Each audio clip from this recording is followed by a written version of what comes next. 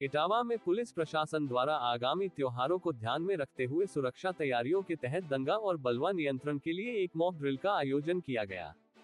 इस mock drill का उद्देश्य पुलिस कर्मियों को किसी भी अप्रिय स्थिति, दंगे या बलवे जैसी घटनाओं में सही तरीके से नियंत्रण और सुरक्षा के उपायों से अवगत कराना था। वरिष्ठ पुलिस अधीक्षक संजय कुमार के निर्देशन में और अपर पुलिस अधीक्षक अपराध सुबोध कुमार गौतम के नेतृत्व में इटावा की रिजर्व पुलिस लाइन में इस मॉक ड्रिल का सफलतापूर्वक संचालन किया गया। पुलिसकर्मियों को इस अभ्यास के दौरान विभिन्न परिस्थितियों में दंगाई भीड़ से निपटने के तरीकों की जानकारी दी गई। मॉक ड्रिल का मुख्य उद्देश्य ये था कि भविष्य में किसी भी संभावित आपात स्थिति में पुलिसकर्मी खुद को सुरक्षित रखते हुए आक्रोशित भीड़ पर प्रभावी नियंत्रण बनाए रखे और कानून व्यवस्था बनाए रखने में सफल हो। इस मॉक ड्रिल के दौरान पुलिसकर्मियों को विस्तृत रूप से प्रशिक्षित किया गया कि किस प्रकार वे संयम के साथ भीड़ के आक्रोश का सामना करें और दंगे या बलवे जैसी परिस्थितियों को नियंत्रित कर सके। मॉक ड्रिल के दौरान पुलिस कर्मियों को बलवा नियंत्रण के लिए प्रयुक्त होने वाले सभी उपकरणों के उपयोग का व्यावहारिक प्रशिक्षण दिया गया। इनमें बॉडी प्रोटेक्टर, हेलमेट, डंडा, tear gas gun, rubber bullet और फायर ब्रिगेड का समुचित तरीके से प्रयोग शामिल था। इसके अतिरिक्त पुलिसकर्मियों को कंसील्ड शील्ड और अन्य उपकरणों का उपयोग भी सिखाया गया, ताकि वे दंगाई भीड़ से अपनी और अन्य नागरिकों की सुरक्षा सुनिश्चित कर सके। इस दौरान मॉक ड्रिल में भाग ले रहे सभी पुलिसकर्मियों ने अनुशासन और त्वरित प्रतिक्रिया का प्रदर्शन किया। मॉक ड्रिल के तहत पहले एक काल्पनिक स्थिति तैयार की गई, जिसमें पुलिसकर्मी आक्रोशित भीड़ का सामना करते हुए उन्हें नियंत्रित करने का अभ्यास कर रहे थे। इस मॉक स्थिति में पुलिसकर्मियों को सिखाया गया कि वे किसी भी प्रकार की हिंसा या उपद्रव को कैसे रोक सकते हैं। पुलिस कर्मियों ने टीम वर्क के माध्यम से दंगाइयों को घेरने, रोकने और भीड़ को नियंत्रित करने की रणनीतियों का व्यावहारिक रूप से अभ्यास किया।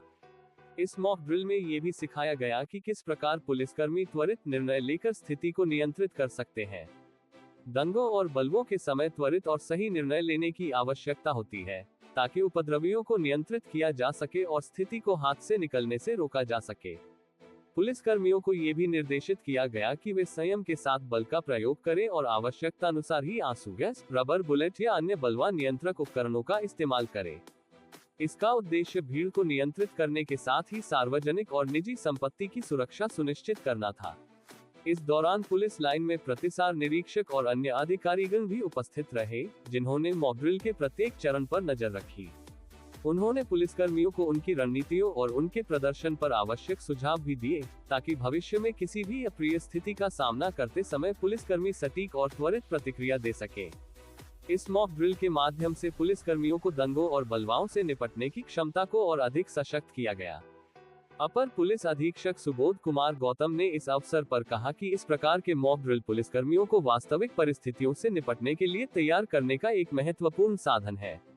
उन्होंने कहा कि आगामी त्योहारों के दौरान सुरक्षा व्यवस्था को और अधिक मजबूत किया जाएगा और इस प्रकार के अभ्यास पुलिस बल को किसी भी संभावित आपात स्थिति से निपटने में सक्षम बनाते हैं।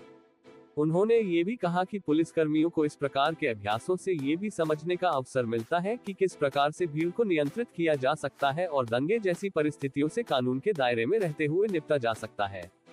अंत में मॉक ड्रिल का समापन सफलतापूर्वक किया गया और सभी पुलिसकर्मियों ने एकजुट होकर इस अभ्यास में भाग लिया। अधिकारियों ने इस अभ्यास की सराहना की और कहा कि यह मॉक ड्रिल पुलिस बल की तैयारी को सुदृढ़ करने में मददगार साबित होगी।